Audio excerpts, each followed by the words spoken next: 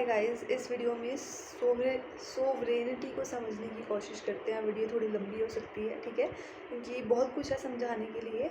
तो फिर शुरू करते हैं। जो सोवरेनिटी है वो एक लैटिन वर्ड सुप्रेनस से डिराइव हुआ है, ठीक है, जिसका मतलब है कि सुप्रीम, ठीक है। तो सोवरेनिटी का मतलब हुआ supreme power of the state, ठीक है। जो स्टेट की पावर है वो अनक्वेश्चनेबल है, उस पर कोई सवाल नहीं किए जा सकते, ठीक है। और जो स्टेट की कमांड्स है वो सभी को माननी पड़ेगी with in the boundary of that state, ठीक है। और अगर कोई नहीं मानेगा तो फिर उसे पेनल्टी या फिर पनिशमेंट भुगतनी पड़ेगी, ठीक है। तो ये इंटरनल सोवरेनिटी भी हम इसे बोल सकते हैं कि किसी भी स्टेट की बाउंड्री के अंदर जो सुप्रीम पावर होगी वो स्टेट होगी, ठीक है। जो कोई भी इंडिविजुअल है, कोई भी ऑर्गेनाइजेशन है, ठीक है, वो स्टेट से बड़ी नहीं हो सकती विद इन दैट टेरिटरी, ठीक है, उस टेरिटरी के अंदर। अब जो सोवरेनिटी होती है उसमें दो थ्योरीज आ जाती हैं हमारे पास। एक आ जाती है मोनिस्टिक थ्योरी, एक आ जाती है प्लूरलिस्टिक थ्योरी, ठीक है। जो मोनिस्टिक थ्योरी है वो ऑस्टिन ने दे रखी है, तो इसलिए उसे ऑस्टिन थ्योरी भी बोला जाता है, ठीक है, जॉन ऑस्टिन ने। और जो प्लूरलिस्टिक थ्योरी है वो उसी थ्योरी का क्रिटिसिज्म है, ठीक है। तो हम पहले ऑस्टिन थ्योरी समझने की कोशिश करते हैं।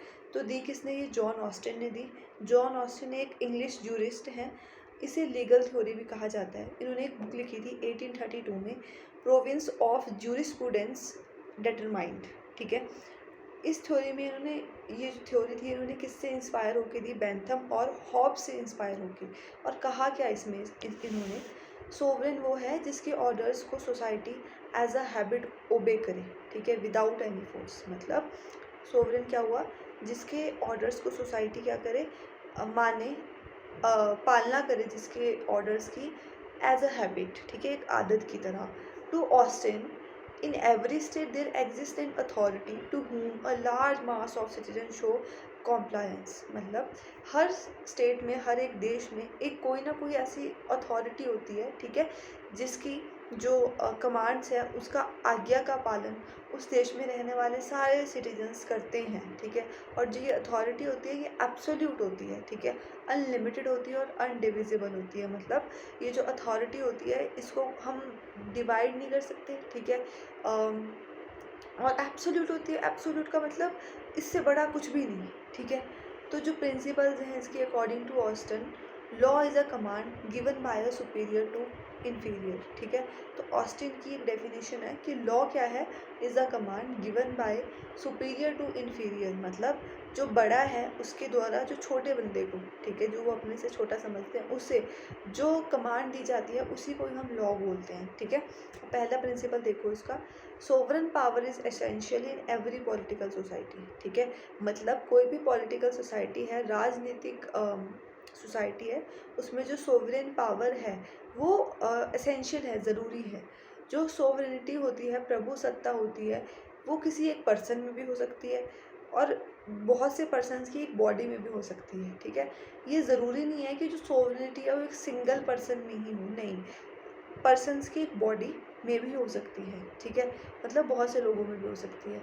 जो स्टेट होता है is a legal order in which there is supreme authority which is source of all power, ठीक है। मतलब किसी स्टेट में जो एक सुप्रीम अथॉरिटी होती है वही सारी पावर्स का क्या होती है? सोर्स होती है। हाँ, जो ऑस्टिन है ना वो क्लासिकल थ्योरी देते हैं किसकी? सोवरेनिटी की, ठीक है। वो क्या बोलते हैं? सोवरेनिटी क्या है? एब्सोल्यूट है, यूनिवर्सल है, इनएलिएनेबल है, मतलब जिसको अलग नहीं किया जा सकता, इनडिविजिबल है, उसे डिवाइड नहीं किया जा सकता, तोड़ा नहीं जा सकता, ठीक है। और जो ये थ्योरी थी ये कब डोमिनेंट हुई? 19th सेंचुरी में। जो थ्योरी है इस थ्योरी को कौन कौन सपोर्ट करता है? अभी हमने पीछे पढ़ा बेंथम और होब्स, तो रूसो भी करते हैं, हैगल भी करते हैं और ऑस्टिन भी करते हैं, ठीक है, जॉन ऑस्टिन ही। मतलब जो सोवरेन पावर है, हमने ये बात कर दी कि हर पॉलिटिकल सोसाइटी में क्या होती है? एसेंशियल होती है। इनकी बुक की बात कर दी हमने। अब जो इनकी बुक थी ना उसमें ये बात करते हैं पॉजिटिव लॉ की। तो मतलब नेचुरल लॉ के जो कॉन्सेप्ट है उसको ये रिजेक्ट कर देते हैं, ठीक है। टू कैटेगरीज में लॉ को डिवाइड करते हैं। एक आ जाता है हमारा पॉजिटिव लॉ और एक आ जाता है पॉजिटिव मोरालिटी। पॉजिटिव लॉ का मतलब सेट बाय पॉलिटिकल सुपीरियर, ठीक है।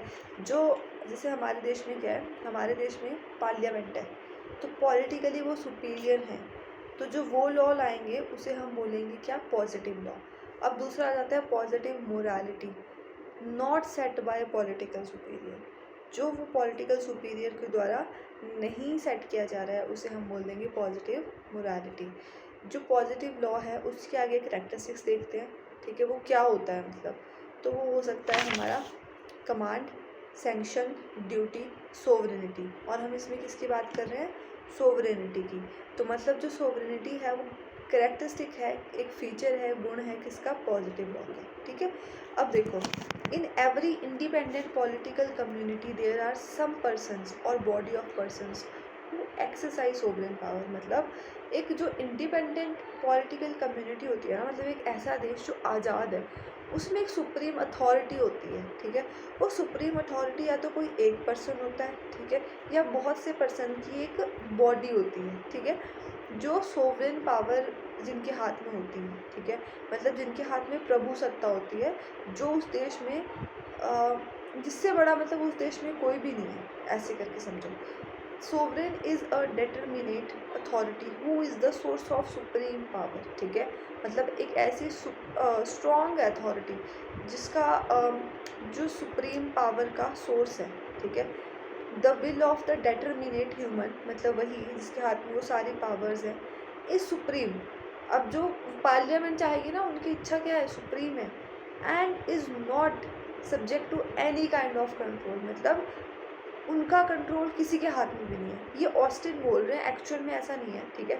Therefore he does not obey another authority, मतलब जो अगर इनके अकॉर्डिंग देखें तो जो वो जो ह्यूमन है ना, वो डेटरमिनेट ह्यूमन है। हमारे देश में एक बॉडी है, हम बोल सकते हैं डेटरमिनेट बॉडी है, वो सुप्रीम है, उन्हीं के हाथ में सारा कंट्रोल है देश का, ठीक है। और उनका कंट्रोल किसी के हाथ में भी नहीं है, मतलब उन्हें कोई भी और बंदा या अथॉरिटी रेगुलेट नहीं कर सकती, ओबे, उन्हें किसी और को ओबे करने की ज़रूरत नहीं है, ठीक है।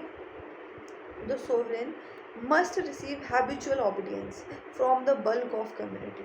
तो जो वो सोवरेन पर्सन होगा ना, या सोवरेन बॉडी होगी, बहुत सारे लोग उसे उनकी बातों को एज अ हैबिट, एक आदत की तरह पालन करेंगे, ठीक है।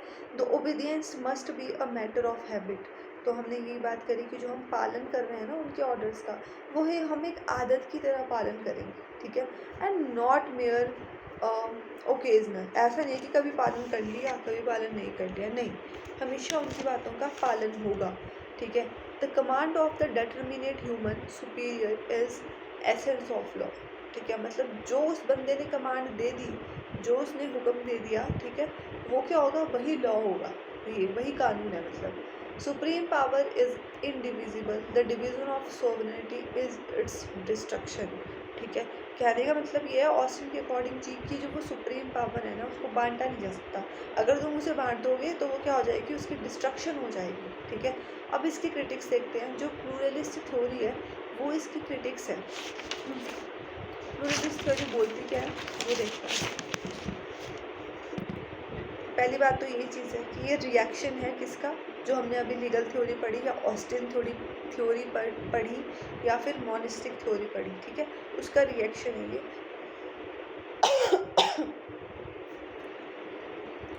ये जो थ्योरी है, सॉरी, ये बात करती है किस चीज़ की, डिसेंट्रलाइजेशन ऑफ अथॉरिटी, जो हमारे देश में है।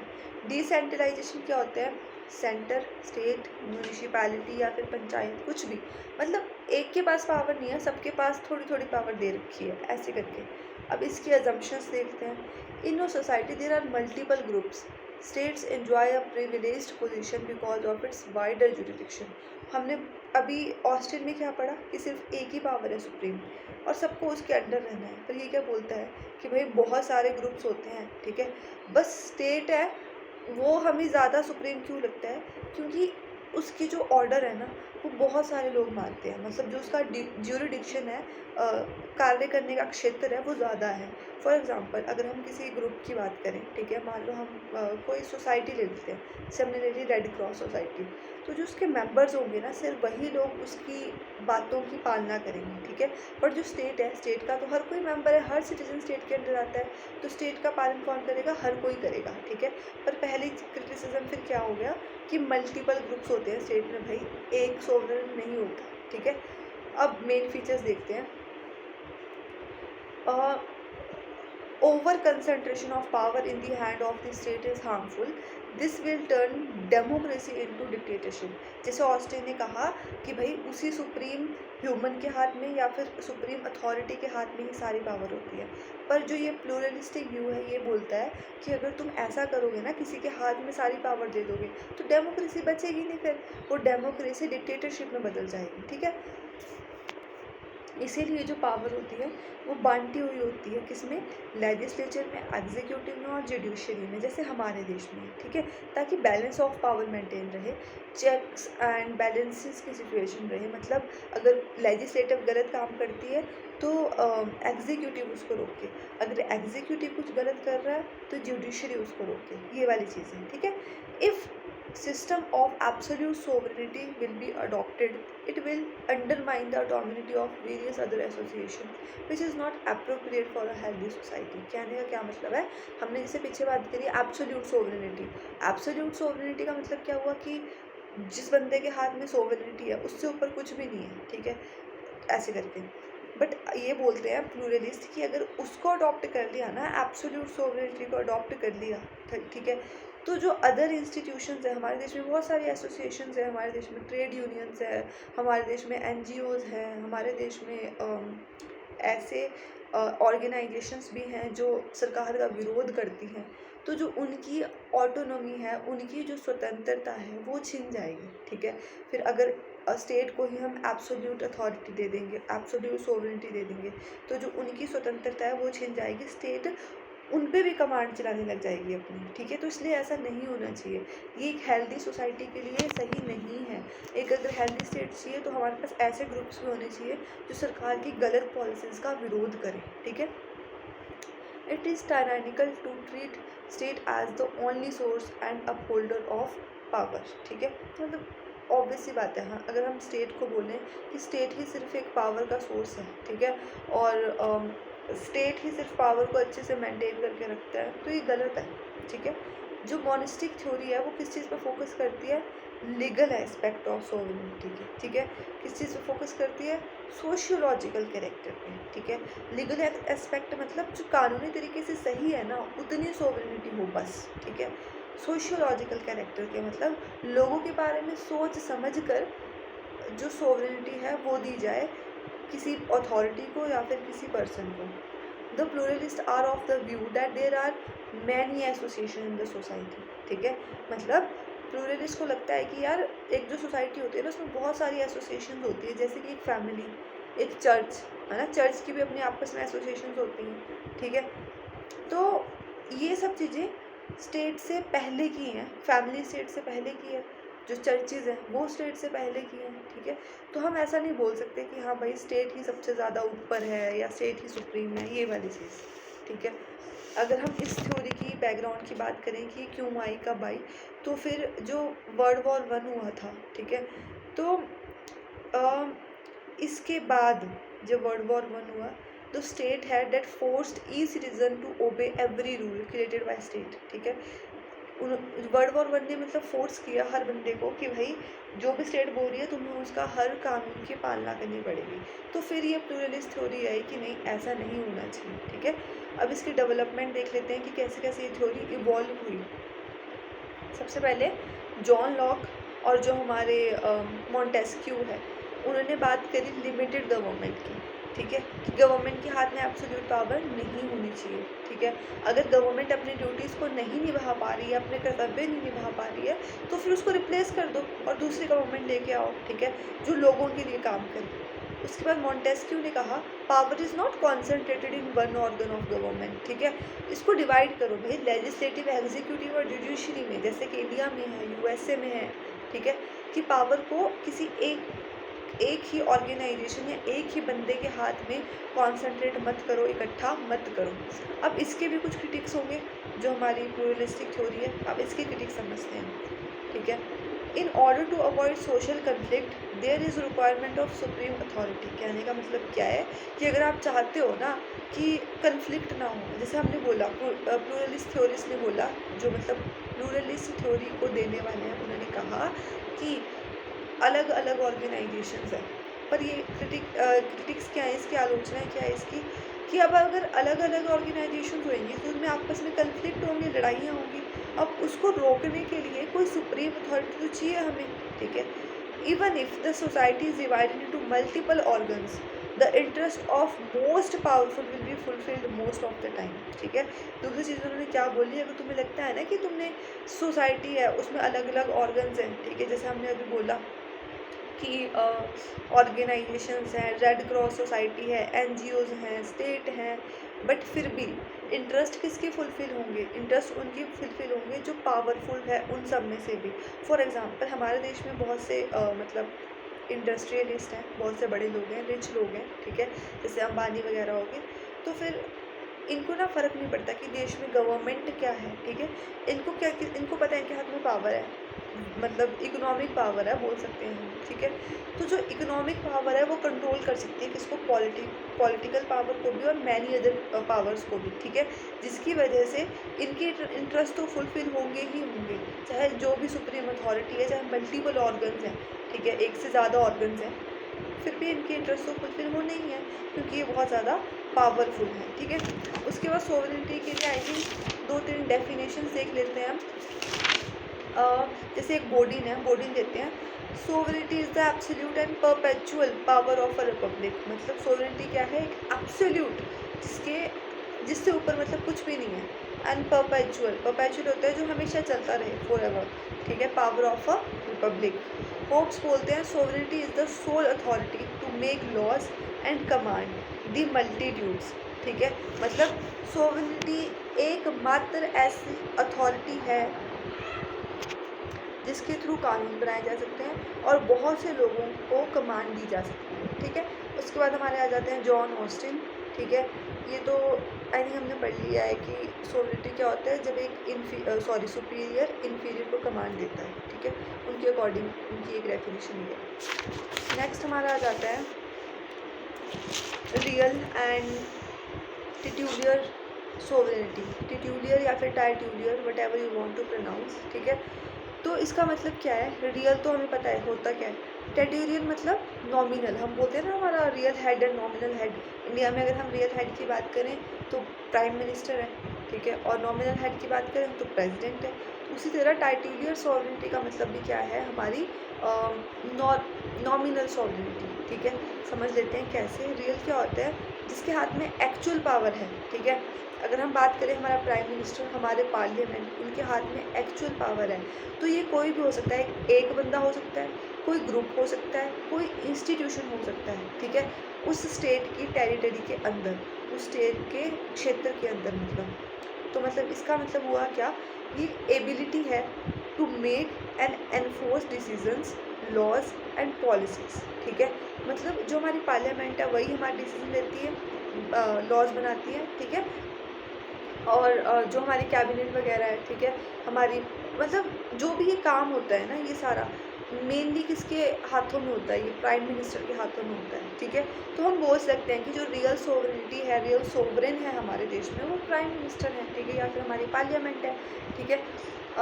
Can be held by a variety of entities such as a government, a ruling party, a monarch और इवन अ फॉरेन पावर। मतलब जो रियल सोवरेनिटी है ना, वो किस किस के हाथ में हो सकती है, वो एक गवर्नमेंट, एक सरकार के हाथ में हो सकती है, कोई रूलिंग पार्टी है उसके हाथ में हो सकती है, कोई मोनार्क है मतलब राजा है उसके हाथ में हो सकती है, कोई फॉरेन पावर है, मान लो हमारा देश है और हमें हमारा देश के हाथ में नहीं है हमारा कंट्रोल, कोई बाहर से कंट्री है वो हमें रूल कर रही है। तो रियल सोवरेनिटी किसके पास हुई, उस कंट्री के पास जो हमें रूल कर रही है एक्चुअली, ठीक है। फॉर एग्जांपल अगर हम इंडिया में बात करें तो प्राइम मिनिस्टर के हाथ में है, यूएसए में बात करें तो प्रेसिडेंट के हाथ में है रियल सोवरेनिटी। अब टेरिटोरियल सोवरेनिटी पे आ जाते हैं, तो ये है नॉमिनल या फिर फॉर्मल पोजेशन ऑफ पावर, ठीक है, मतलब नाम का, या फिर बोल दो कि फॉर्मल तरीके से, ठीक है, जहाँ पर बस जिसके सिग्नेचर होते हैं, डिसीजन वो नहीं ले रहा, बस उसको सिग्नेचर करनी है, ठीक है। involves the official titles, position और status of a sovereign but not necessarily the actual power or control, ठीक है। जैसे हमारे देश में प्रेसिडेंट है ना, ठीक है, तो उसे क्या बोलते हैं, फर्स्ट सिटीजन ऑफ इंडिया, ठीक है, हेड ऑफ द स्टेट, बहुत कुछ बोलते हैं ना। तो मतलब ऑफिशियल टाइटल तो उसके पास है, पोजीशन तो उसके पास है, बट एक्चुअल में जो पावर है या कंट्रोल है वो उसके पास नहीं है, ठीक है। Can be held by a monarch, तो ये किस किस के पास हो सकता है, कोई राजा है उसके पास, प्रेसिडेंट के पास, या फिर कोई अदर हेड है स्टेट का उसके पास हो सकता है, ठीक है। बनता क्या होगा, वो जिसके पास बहुत लिमिटेड पावर होगी, ठीक है, कोई एक्चुअल में अधिकार नहीं है उसके पास, बस साइन होते हैं उसके, ठीक है। रिप्रेजेंट्स द फॉर्मल और सेरेमोनियल एस्पेक्ट ऑफ सोवरेनिटी। अगर आपने देखा होगा कि भारत रत्न है, बहुत सारे अवार्ड्स हैं, ये देता कौन है, प्रेसिडेंट देते हैं हमारे, ठीक है। तो क्या वो डिसाइड करते हैं कि किसे देने अवार्ड, वो डिसाइड नहीं करते। उन्हें जो हमारी कैबिनेट है, हमारे प्राइम मिनिस्टर है, वो बस नाम देते हैं और जो प्रेसिडेंट है वो तो बस अवार्ड देते हैं। तो मतलब वो बस एक सेरेमनी परफॉर्म कर रहे हैं, ठीक है, एक फॉर्मल काम कर रहे हैं अपना। उनके पास एक्चुअल में पावर नहीं है ये डिसाइड करने की कि हाँ मैंने भारत रत्न किसको देना है, ठीक है। एग्जाम्पल ले लेते हैं, जैसे ब्रिटेन का किंग है अब, तो उनके हाथ में क्या है, टाइटूलियर सोवरेनिटी है। इंडिया में जो प्रेसिडेंट है उनके हाथ में क्या है, टाइटूलियर सोवरेनिटी है, ठीक है। तो हाँ, ये हमारा सोवरेनिटी का कॉन्सेप्ट था, यही खत्म होता है। Thank you very much for watching this video.